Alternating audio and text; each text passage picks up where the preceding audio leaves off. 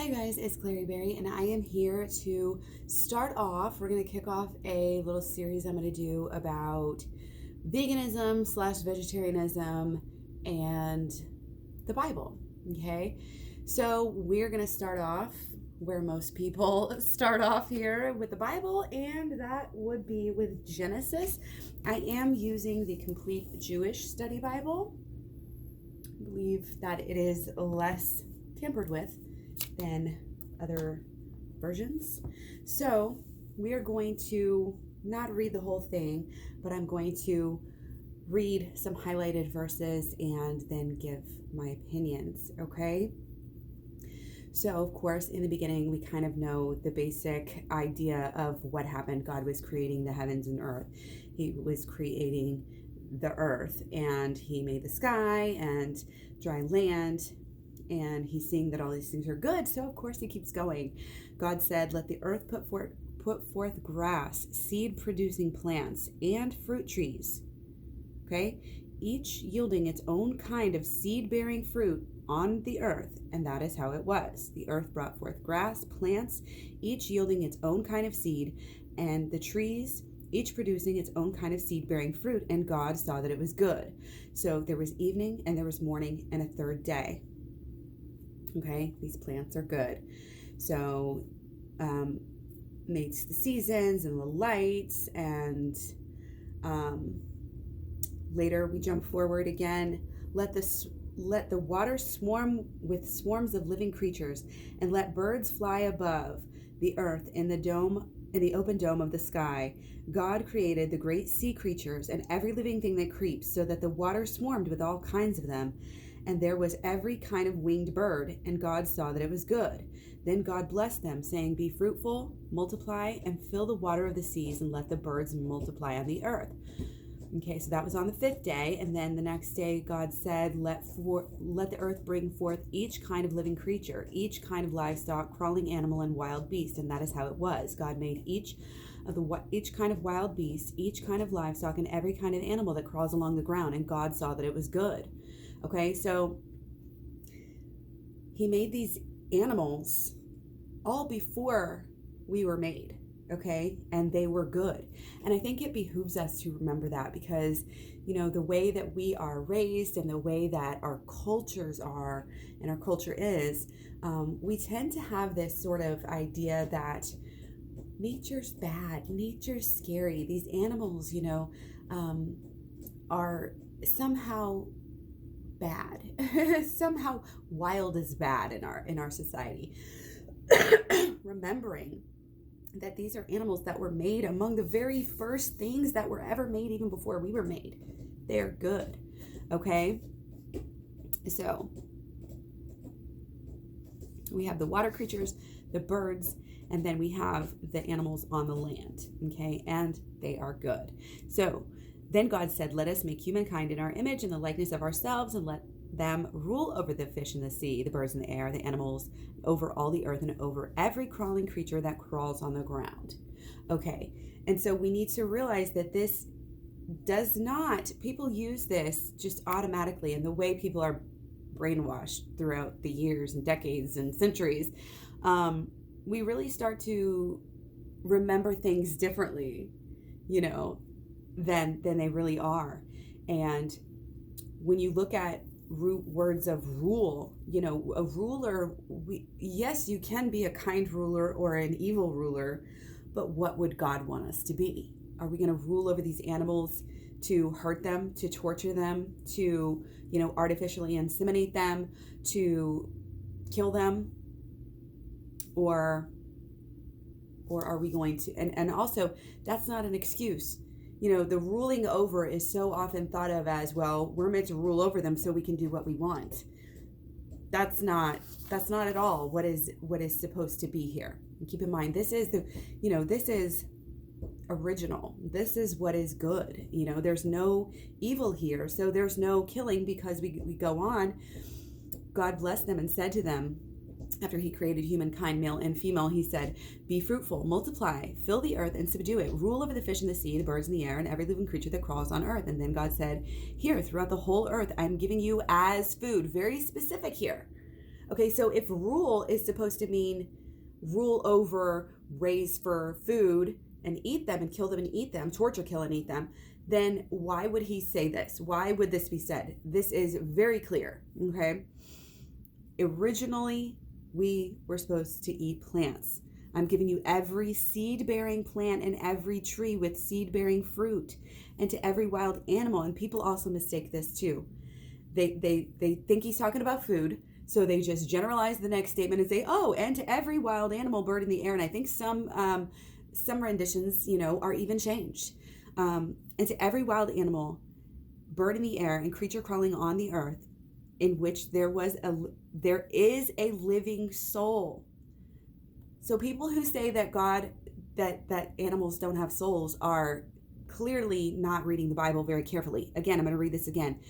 And to every wild animal, bird in the air, and creature crawling up on the earth, in which there is a living soul, I am giving as food every kind of green plant. Again, people who can't read very well are going to say, I'm giving as food.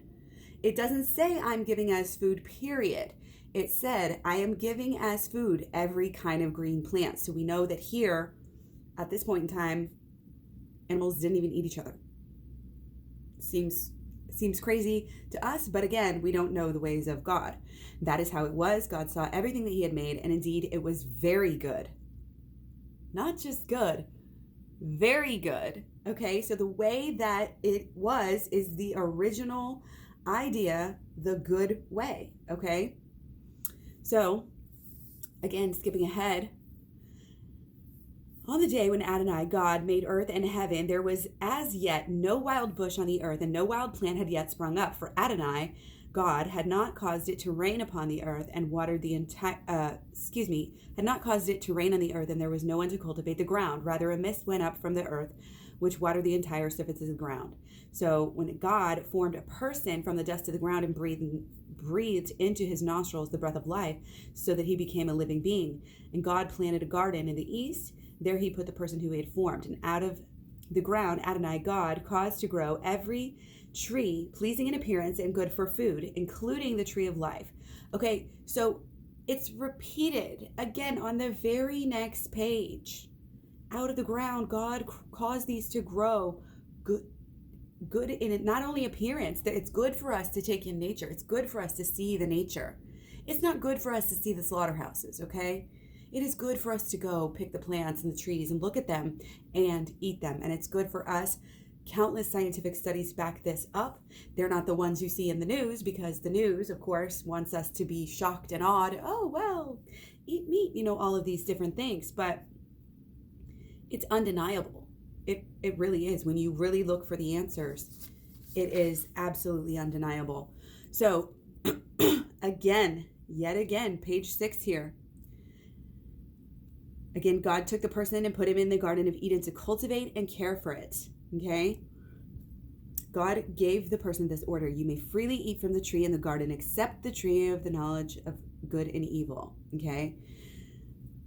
So it isn't good that the person should be alone. I will make for him a companion suitable for helping him. So out of the ground, Adonai, God, formed every wild animal and every bird that flies in the air, and he brought them to the person to see what he would call them. Okay, so at this time, he's saying, I will make a companion, a suitable companion for the person. Okay? And so he makes all the wild animals.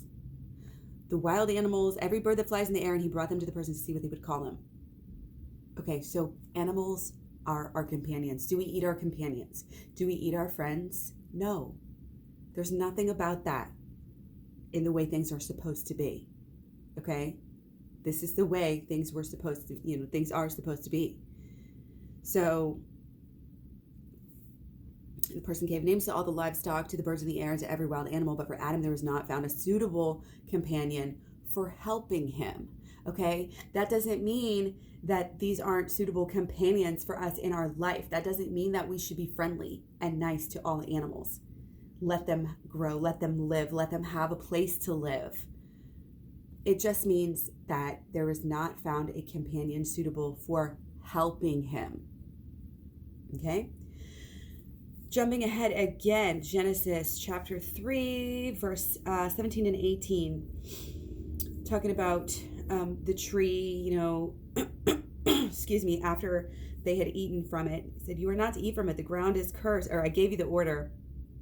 "Because you listened to what your wife said and ate from the tree about which I gave you the order, you are not to eat from it. The ground is cursed on your account. You will work hard to eat from it as long as you live." Okay, so it's very clear. We are to eat from the ground. Even after we fell from grace, we are to eat from the ground. It will produce thorns and thistles for you, and you will eat field plants. So you can't even say, "Oh, well, the ground means that the animals eat the ground and then we eat the animals." No, it is so clear. And why?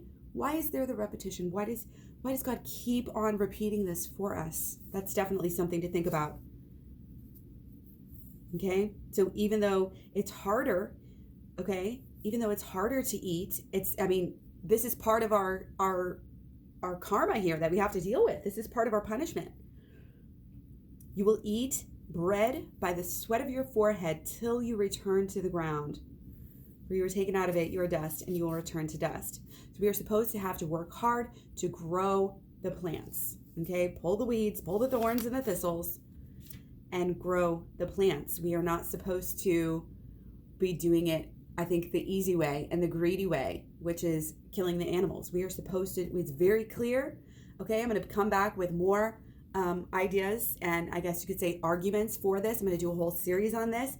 Let me know your thoughts. If you want me to touch on a certain thing sooner rather than later, let me know. I'm here to clarify this because it is a huge misconception. Again, a lot of people have definitely been socially conditioned and brainwashed by a lot of different factors to be, wanting to think that it's okay to eat meat. And I think, the Bible is, the rest of the Bible may not be quite as clear as this, but if you know how and where to look and how to read it and how to kind of see through things, then you will know that we are not supposed to be eating meat. So peace. Talk to you soon.